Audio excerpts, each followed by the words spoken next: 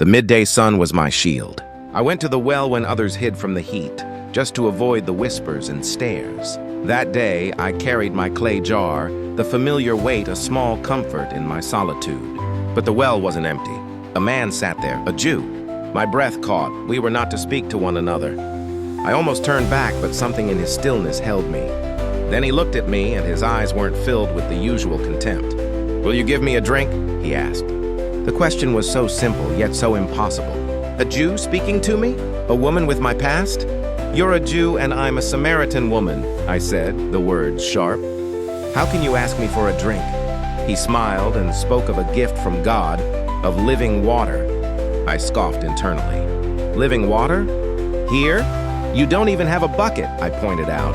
He answered that his water was different, that whoever drank it would never thirst again. Then he said, "Go, call your husband," and the ground beneath me fell away. My past. The shame I tried so hard to hide was suddenly laid bare. "I have no husband," I whispered, the words tasting like ash. He knew. He gently recounted the broken pieces of my life. He knew everything, yet there was no judgment in his eyes, only compassion. For the first time I felt seen, not for my sins, but for myself.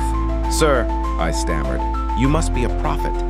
When I spoke of the Messiah we all waited for, he looked straight into my soul and said, "I am he."